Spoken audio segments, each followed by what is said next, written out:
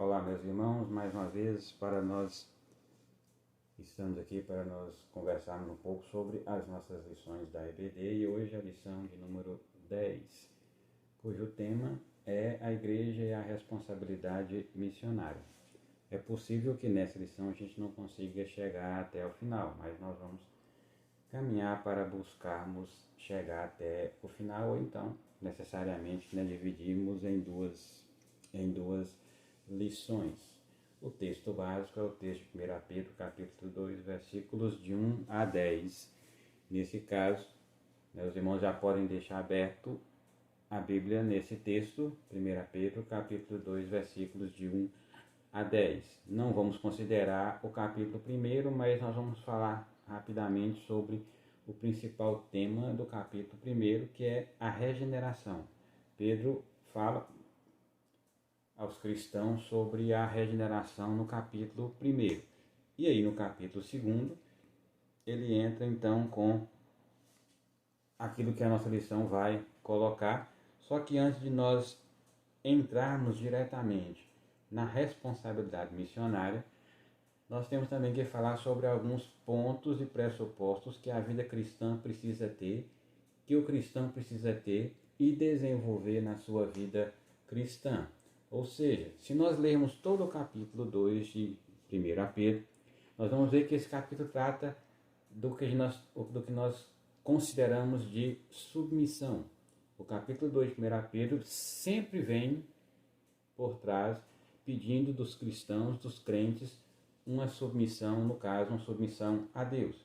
Mas esse mesmo capítulo, principalmente no nosso texto, do versículos de 1 até o versículo 10, nós vamos encontrar aí algo que diz respeito também ao crescimento espiritual. Então nós vamos começar por essa área, a questão do crescimento espiritual. Nesse crescimento espiritual inclui-se então a necessidade de termos uma vida missionária. Tanto nós como igreja, pessoa, quanto nós, igreja, comunidade, instituição. Todos nós precisamos também ter essa vida missionária. Mas, para nós termos essa vida missionária, é preciso que nós tenhamos uma vida cristã dinâmica. E aí nós vamos começar a buscar em que a gente pode, o que nós podemos fazer para conquistar e para conseguir essa vida cristã dinâmica. A pergunta então é, vida cristã, o que é necessário? Para que nós tenhamos uma vida cristã, é preciso que a gente tenha, durante o nosso tempo de vida, um crescimento. Que nós precisamos crescer na vida cristã, que nós precisamos crescer no conhecimento, isso aí é um fato e nós não podemos negar. Mas como é que nós conseguimos esse crescimento? Quais são os meios que nós podemos usar para termos esse crescimento espiritual? E aí nós vamos encontrar esses meios no texto de 1 Pedro, capítulo 2, versículos de 1 a 10, e aí fechando então com a questão da responsabilidade missionária. Podemos dividir a nossa lição, esse texto, em 4 tópicos, que são os tópicos que nos levam, que nos induzem a um crescimento espiritual, ao crescimento da nossa vida cristã. O primeiro tópico, a primeira forma pela qual nós podemos e devemos utilizar para crescer espiritualmente, nós encontramos no versículo 1 do texto em questão. Então vamos ao versículo 1 de 1 Pedro, capítulo 2, que nos diz o seguinte: despojando-vos, portanto, de toda maldade e dolo, de hipocrisia e inveja, e de toda sorte de maledicência. Quando nós pegamos esse versículo, qual é o tema básico dele? É que nós deixemos algo. Por isso que o versículo começa com o termo despojar. Despojar significa jogar fora. Despojar significa deixar de lado. No sentido de que esse despojar, ele direciona na questão do ato de tirar uma roupa. Ou seja, quando nós tiramos uma roupa, nós deixamos ela de lado. Não quer dizer que nós vamos jogar no lixo, igual alguns estão fazendo hoje nessa época de pandemia. Mas o termo despojar aqui de 1 Pedro seria esse mesmo termo, de você tirar a sua roupa que você está usando e jogá-la fora, e deixar de lado. Esse é um aspecto, vamos dizer assim, negativo, porque é tirar, mas esse aspecto negativo nos leva à santificação. Ou seja, Pedro diz, tire o que você está usando, jogue fora, deixe de lado, para que então você possa crescer na sua vida cristã. Na verdade, Pedro está dizendo que nós devemos tirar a nossa roupa, que representa os nossos pecados, que representa o nosso velho homem, e jogar fora, e a partir disso cultivar um apetite pela verdade de Deus, pela verdade da palavra. Ou seja, para que nós possamos crescer como novas criaturas, é preciso que nós tiremos da nossa vida os pecados que nós alimentamos, ou então os pecados que nós carregamos dentro de nós. Então, como ato para crescer, é preciso que nós deixemos fora de nós os pecados que nós, porventura, tenhamos ou venhamos a carregar. Então ele diz, despojando-vos, portanto. Esse portanto volta lá no capítulo 1, principalmente no final do capítulo 1, versículo 23, quando ele fala então da regeneração. Ou seja, se vocês querem a regeneração, se vocês estão regenerados, então despojem. Então tirem a roupa velha. Então tirem a roupa na qual vocês se apresentaram diante de Deus, para que então possamos ter uma roupa nova. Mas qual é essa roupa que ele pede que nós tiremos? Aí nós temos, nesse mesmo versículo, o que é que nós precisamos tirar da nossa vida. Que são maldade, dolo, hipocrisia, inveja, maledicência. Essas cinco atitudes são atitudes que aparecem na nossa vida quando nós exageradamente damos uma importância ao nosso amor próprio. Ou seja, esses 5 pecados são pecados que dizem respeito basicamente ao meu semelhante. Não é um pecado que eu estou diretamente fazendo contra Deus, mas estou fazendo com o meu semelhante. E são esses relacionamentos que sujam, que contaminam a roupa que eu uso, que eu estou, vamos dizer assim, usando. Então Pedro fala que nós precisamos jogar fora essas atitudes. E a gente poderia falar o que vem a ser então a maldade. A maldade então é aquela atitude que sai de dentro de nós, que provém do interior de nós, no sentido de desejar causar dor a alguém, no sentido de desejar causar mal a alguém, no sentido de desejar causar ao nosso próximo sofrimento. Infelizmente, a gente vê isso com muita frequência nesses noticiários da tarde, né, sensacionalistas, que mostram muito essa questão da maldade, que sobrevivem em cima dessa maldade das pessoas que não têm a Cristo como Salvador. Mas não é só a maldade. O texto fala também que nós precisamos tirar o dolo. O dolo é quando nós escondemos qual é o verdadeiro motivo que a gente tem quando queremos fazer algo, quando queremos alcançar algo. O dolo é quando a gente faz com que a aparência assuma uma questão de verdade, no intuito de querer enganar alguém. Ou seja, nós não mostramos de verdade aquilo que a gente quer alcançar com uma determinada atitude. Mas também, além do dolo, a hipocrisia. Hipocrisia é fingimento. É aparentar uma honestidade que nós não temos, ou então que nós não somos. A hipocrisia é quando nós colocamos uma máscara e vamos para o palco da nossa vida representar um papel qualquer. um papel que não é aquilo que nós verdadeiramente somos. Mas a hipocrisia sempre busca, no fim de tudo, que nós sejamos reconhecidos, que nós sejamos aplaudidos. Além da hipocrisia, o texto fala também a questão da inveja. E o que é inveja? É aquele sentimento muito mesquinho, por sinal, né? Que faz com que a gente queira ocupar o lugar de uma outra pessoa. Enquanto o ego do homem estiver ativo dentro do seu coração, enquanto houver esse ego ativo, vai sempre haver a inveja. E um invejoso, ele nunca está agradecido daquilo que tem ou daquilo que conseguiu.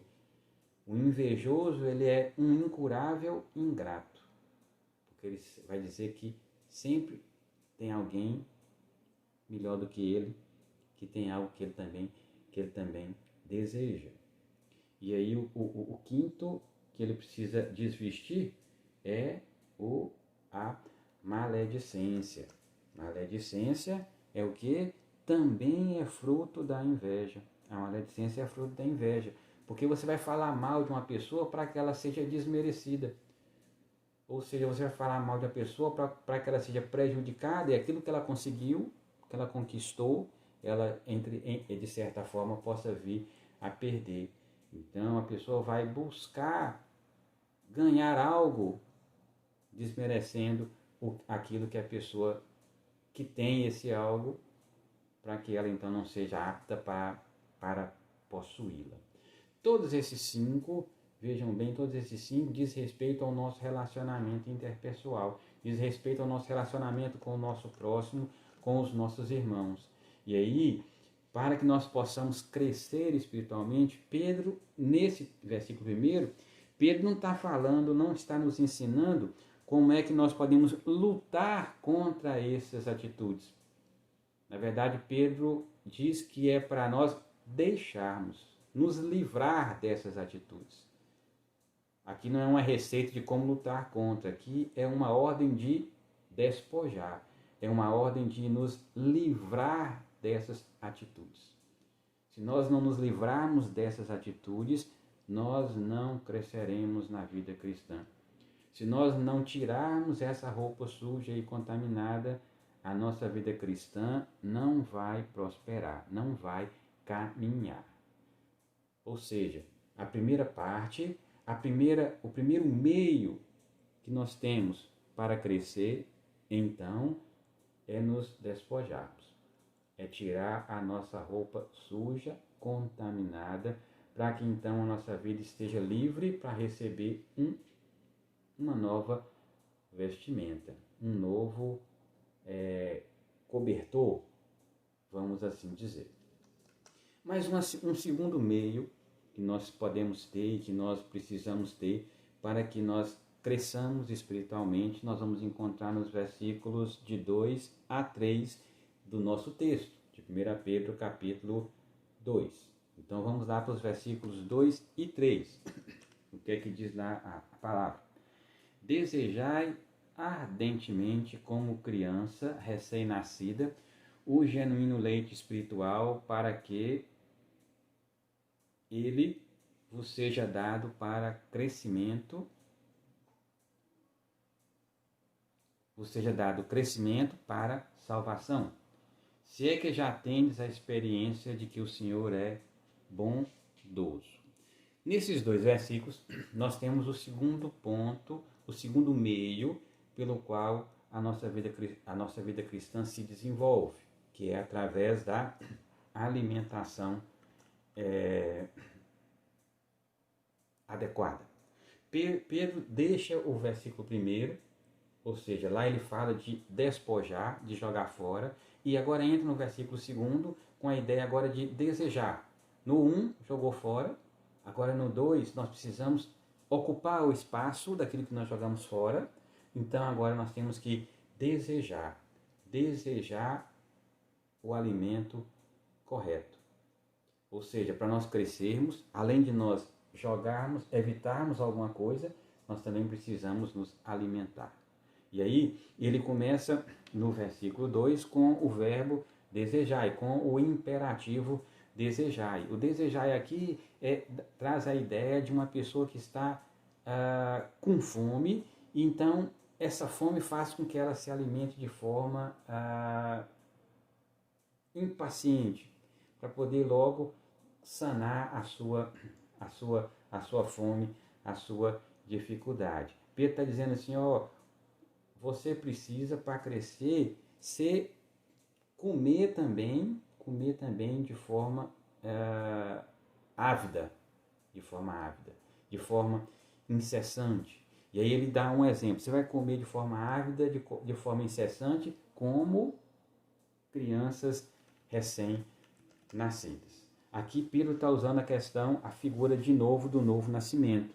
O novo nascimento que Cristo colocou lá no Nicodemos, quando Nicodemos o procurou. O que é esse novo nascimento? É começar de novo a sua vida. E quando nós começamos de novo a nossa vida, nós passamos pelas fases da vida. Recém-nascido, criança, junior, adolescente, adulto, idoso. Então Pedro está dizendo, vocês também precisam passar por isso quando vocês aceitam a Cristo como Salvador. Vocês vão passar por por todas essas fases de vidas, por todas essas fases de vida. E quando nós estamos nessa fase de criança, nós precisamos então buscar avidamente o nosso alimento, aquilo que vai fazer com que a nossa vida cristã venha a crescer. E aí comer de forma ávida, como uma criança recém-nascida também se alimenta. Hebreus capítulo 5, versículo 13, coloca justamente essa primeira fase da vida cristã, que é a fase de recém-nascido, que é a fase de criança. Lá em Hebreus 5,13, nós encontramos o autor dizendo, ora, todo aquele que se alimenta de leite é inexperiente na palavra da justiça, porque é criança. Ou seja, a vida cristã, quando nós entramos nela, nós entramos nessa fase. Nascemos de novo e agora somos crianças. E por sermos crianças, precisamos ser bem alimentadas. Uma criança mal alimentada, ela vai padecer por toda a sua vida. Uma criança bem alimentada, ela vai ter mais possibilidades e mais chances de evitar várias doenças durante a sua vida. Mas o que é que a criança cristã precisa comer? Aí o apóstolo Pedro fala, o genuíno leite espiritual. Esta é uma evidência do crescimento cristão, a necessidade de alimento. Mas esse alimento precisa ser genuíno, esse alimento precisa ser autêntico, esse alimento precisa ser não adulterado. Esse alimento precisa estar baseada na palavra de Deus. Se nós buscarmos alimentar, crescer na vida cristã, buscando ideias humanas, filosofias humanas, nós cresceremos de forma raquítica. Se o ensino que nós recebermos for direcionado, centrado na palavra de Deus, o nosso crescimento vai ser então um crescimento sadio, vai ser então um crescimento puro, e o nosso alimento então vai ser um alimento nutritivo, que vai fazer, na verdade, vai fazer com que nós possamos então crescer a cada dia. Mas a verdade é que nós não podemos ser crianças durante toda a nossa vida cristã. 2 Coríntios capítulo 2, versículo 17, Paulo coloca justamente isso, que a centralidade da palavra precisa estar em Cristo, para que haja então crescimento, para que haja então desenvolvimento na vida cristã. E ele diz o seguinte, porque nós não estamos, como tantos outros, mercadejando a palavra de Deus. Antes, em Cristo, é que falamos na presença de Deus, com sinceridade e da parte do próprio Deus. A palavra, o alimento, precisa ser a palavra de Deus. Quando é então que o cristão vai desenvolver essa voracidade em se alimentar na palavra de Deus? Quando ele se lembra de quem é que é a sua fonte de vida. Quando ele se lembra de quem é que o resgatou. Quando ele se lembra de quem é que possibilita e que o abençoa no dia a dia.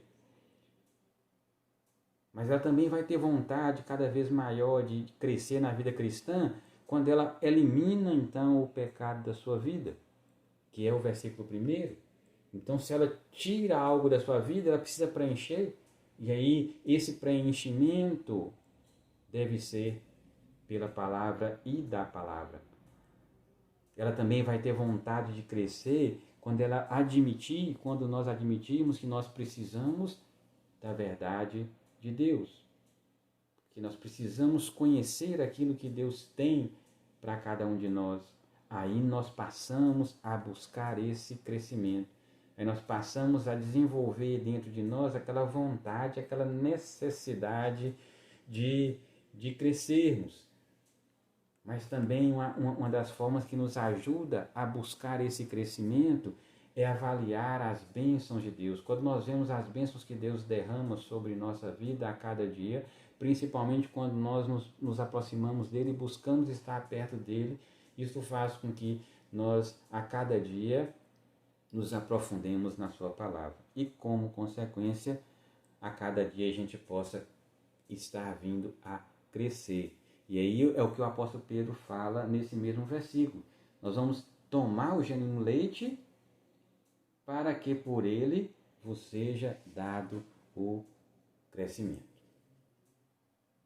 A vida cristã, ela é dinâmica. A vida cristã, ela é baseada no crescimento. Ou seja, nós não podemos de forma alguma ficar parados na nossa caminhada cristã. Vai chegar um momento que nós precisamos sair do leite e caminhar para um alimento mais sólido.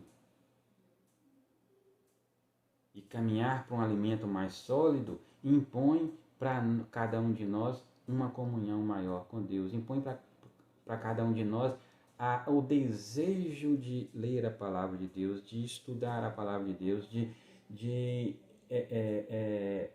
meditar na palavra de Deus. Nesse aspecto, nós não podemos deixar de considerar uma questão que é também muito importante. Mas antes de nós considerarmos essa questão, Hebreus capítulo 5, versículo 14. Hebreus capítulo 5, versículo 14, nós temos o seguinte teor. Mas o alimento sólido é para os adultos, para aqueles que, pela prática, têm as suas faculdades exercidas para discernir não somente o bem, mas também o mal.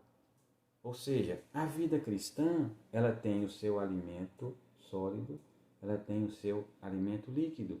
Ela tem a fase em que a pessoa está como criança, está começando a entender os fundamentos da palavra, mas tem aquela fase que a pessoa já entendeu e agora ela busca cumprir, busca sanar, busca desenvolver a sua vida dentro desse propósito de Deus. E aí sim entra o parêntese, ou seja, é uma responsabilidade muito grande das pessoas que estão à frente da comunidade cristã, agora em cima dessa questão. Porque a pessoa que está à frente da comunidade cristã, ela precisa entender qual é o momento que aqueles que estão sob sua responsabilidade vivem. Se é um momento de leite, precisa ser dado leite. Mas ele não pode dar o tempo inteiro leite, porque pode ser que ali já tenham pessoas adultas e para elas o alimento precisa ser de forma diferente, precisa ser dado de forma mais consistente, mais sólida. E o líder e a pessoa que está à frente, que está trazendo a palavra, precisa ter esse discernimento. É preciso que a gente peça a Deus que os nossos líderes tenham esse discernimento.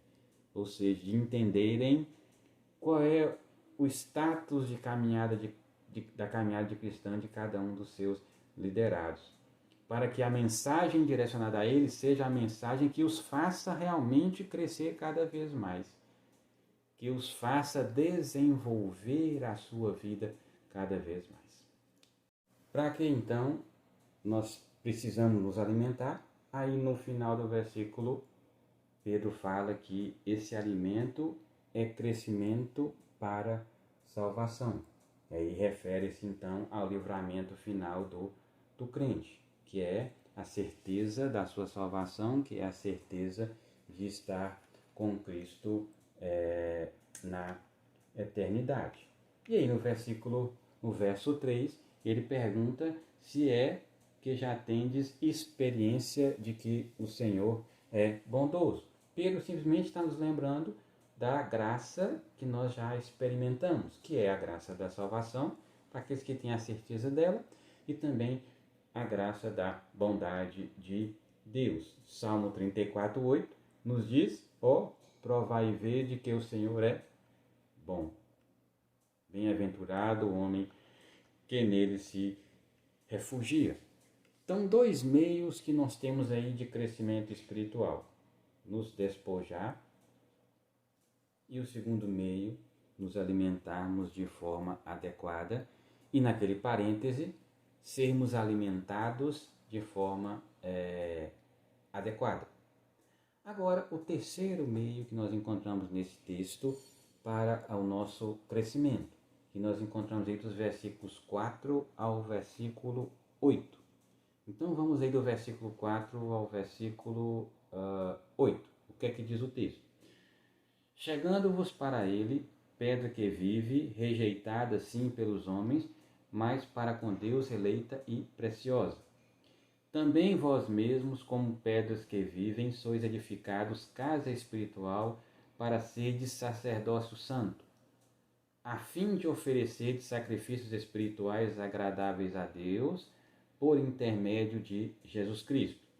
Pois isso está na Escritura: eis que ponho em Sião uma pedra angular, eleita e preciosa, e quem nela crer não será de modo algum envergonhado.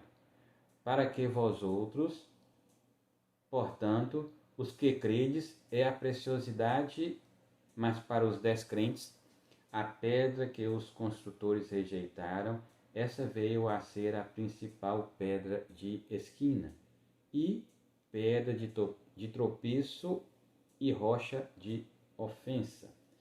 São estes os que tropeçam na palavra, sendo desobedientes, para os que também foram postos. Nesses versos, nós temos o terceiro meio pelo qual nós crescemos, pelo qual a nossa vida cristã cresce, que é por meio da comunhão com Cristo. Aqui a base aqui é a pedra angular, que é a pessoa de Jesus Cristo. E aí o versículo 4 começa: chegando-vos para ele. Como é que nós chegamos a Cristo? Só há um meio: arrependimento e fé. Mas o termo aqui quer dizer que esse achegar, depois do arrependimento e fé, precisa ser de uma forma contínua, constante, frequente. O texto quer nos dizer que nós precisamos permanecer na presença de Cristo. E quando nós permanecemos na presença de Cristo, nós alimentamos então uma íntima comunhão com Ele. Chegando-vos a Ele. Ele quem? Aí Pedro continua: a pedra que vive. Pedro está enfatizando aqui que Cristo está vivo. Pedro está enfatizando aqui que Cristo morreu, mas ele foi ressuscitado. E por causa disso, o relacionamento que Cristo tem com a humanidade é um relacionamento vivo. O relacionamento vivo com Deus é que faz com que a humanidade seja salva. A verdade é que Pedro está deixando de fora qualquer qualquer dúvida quanto a ele ser a pedra. Ele está dizendo, a pedra aqui é Cristo, que é a pedra que vive. Ele é que é nele e é com ele que nós estamos. E aí Pedro fala que essa pedra que é Cristo é uma pedra que foi rejeitada pelos homens. Lá em Atos 4:11, quando os apóstolos estavam pregando a mensagem, dizem justamente isso. 4:11 do livro de Atos. Este Jesus é a pedra rejeitada por vós, os construtores, a qual se tornou a pedra angular. Mas essa pedra que se tornou rejeitada é a pedra eleita e preciosa de Deus, que o versículo 4 nos coloca, mas para com Deus eleita e preciosa. Os homens não souberam dar crédito e dar valor a Cristo, mas Deus elegeu a Cristo, a pedra angular, como sendo a pedra preciosa, como sendo o eleito de Deus. Quando nós vemos lá no capítulo 28 de Isaías capítulo 28, versículo 16, nós temos assim o profeta Isaías dizendo: portanto, assim diz o Senhor Deus, eis que eu assentei em Sião uma pedra, pedra já provada, pedra preciosa, angular, solidamente assentada. Aquele que crê não foge. Veja que Pedro aqui está traçando, de certa forma, um paralelo de semelhança entre os cristãos daquele momento e Cristo. Pedro está dizendo que Cristo foi rejeitado, assim como os gentios também haviam sido, até em determinado ponto, rejeitados. Mas, apesar de Cristo ser rejeitado, para Deus, ele foi eleito como uma pedra preciosa. Assim como os gentios também, a partir daquele momento, a partir daquele tempo, também estavam sendo eleitos para Deus como sendo uma pedra preciosa na qual deveria ser investido. Então, ali está colocando essa sutil semelhança entre Cristo e o povo gentil, no que Pedro direcionava a sua palavra. E aí no verso 5, Pedro agora traz os cristãos para essa questão de construção. Ele diz, também vós mesmos como pedras que vivem. Pedro identifica o cristão com Cristo. Assim como Cristo é a pedra que vive, Pedro está dizendo que nós também, cristãos, somos a pedra que vive. E essa pedra que vive, que somos nós, está edificada sobre a pedra que vive, que é o próprio Cristo. Pedro está enfatizando aí a união íntima que há entre o cristão, entre o crente com Jesus Cristo, que é a pedra que vive.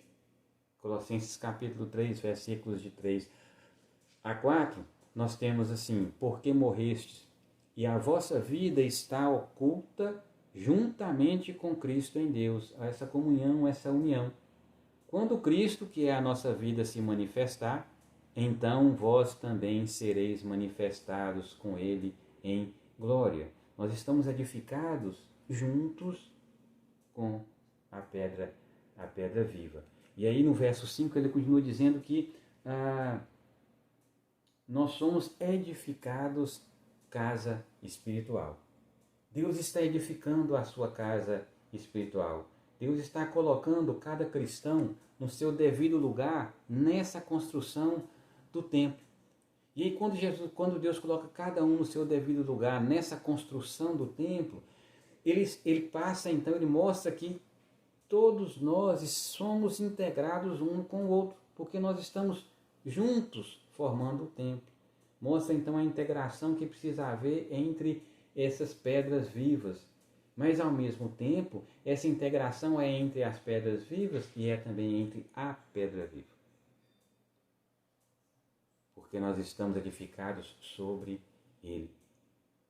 Com isso nós formamos então um templo espiritual.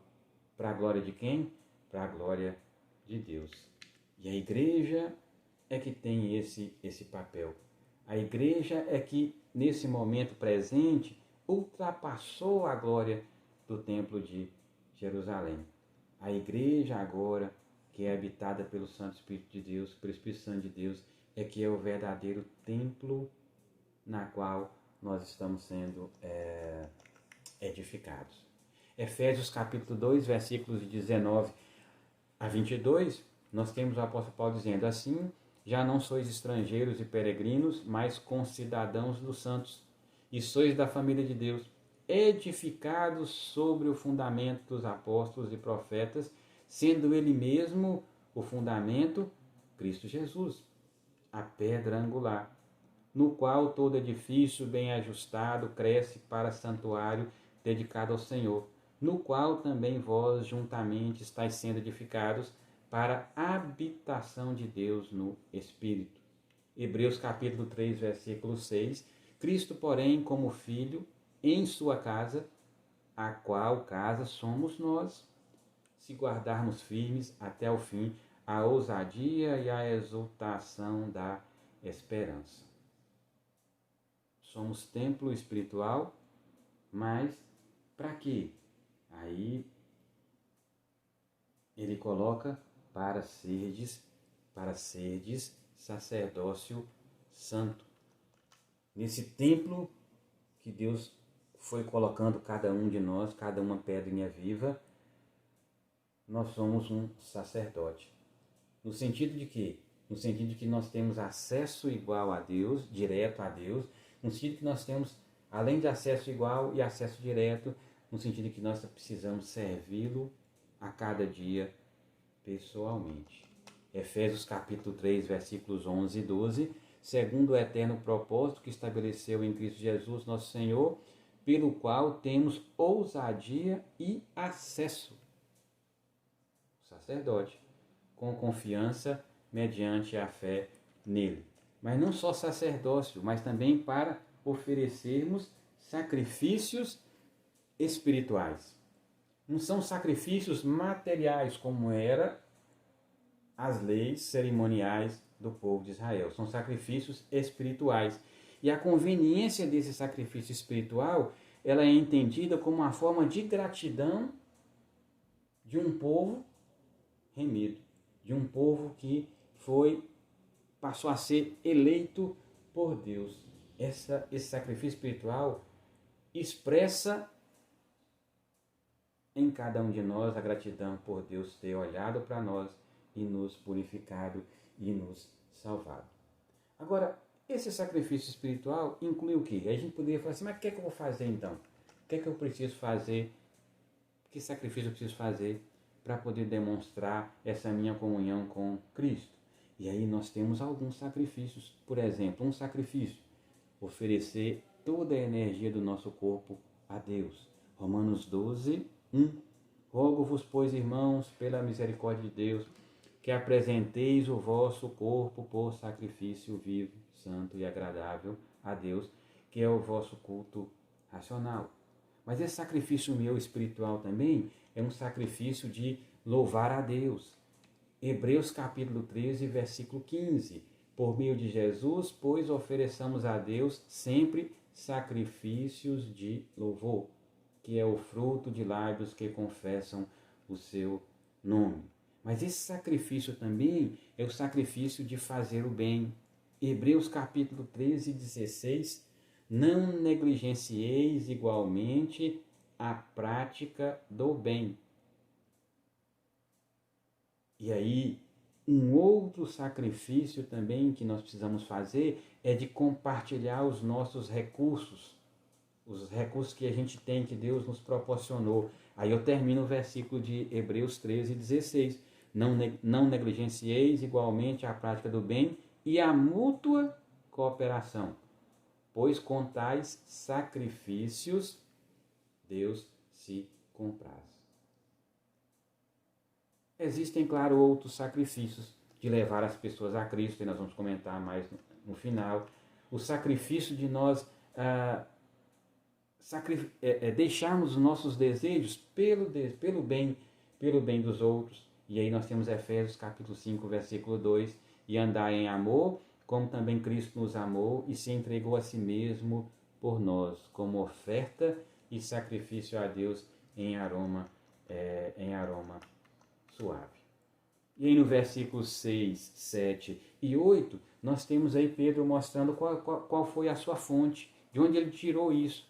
Ele se baseou basicamente em Isaías capítulo 8, versículo 14, e também Isaías capítulo 28, versículo 16, onde nesses versos a ênfase é justamente na função dessa pedra fundamental, na função dessa pedra infalível. Nesses mesmos 3 versículos, 6, 7 e 8, ele apresenta aí a Cristo como Salvador, apresenta a Cristo aí como juiz. E aí ele fala que essa misericórdia de Deus que foi rejeitada, então se transformou em condenação. Aí nós encontramos um contraste, né, entre o crente e o descrente. E no final do versículo 8, nós temos aí um termo que ele coloca, dizendo no final do 8, mas para o que também foram postos. Aí está justamente ensinando a soberania de Deus e a responsabilidade humana. Deus colocou à disposição, mas a responsabilidade humana faz com que as pessoas aceitem ou não. Aqueles que tropeçam é que são os condenados. Mas o texto fala ali que eles tropeçam porque foram desobedientes, porque não quiseram obedecer à ordem de Deus de andar segundo a sua vontade. Mas isso é claro, essa desobediência não ocorre de qualquer forma a parte da vontade de Deus. E a última forma que nós encontramos nesse texto como um meio de crescimento espiritual, do qual nós podemos e precisamos usar, nós encontramos nos versículos 9 e 10 deste nosso texto. O que é que diz os versículos 9 e 10 de 1 Pedro capítulo 2? 9 e 10. Vós, porém, sois raça eleita, sacerdócio real, nação santa, povo de propriedade exclusiva de Deus, a fim de proclamardes as virtudes daquele que vos chamou das trevas para a sua maravilhosa luz. Vós sim, que antes não erais povo, mas agora sois povo de Deus, que não tinhais alcançado misericórdia, mas agora alcançastes misericórdia. Nesse verso 9, nós podemos olhar esse verso 9 como se fosse uma moeda. De um lado, nós temos os privilégios da vida cristã. De outro, nós temos as responsabilidades da vida cristã. Como privilégios da vida cristã,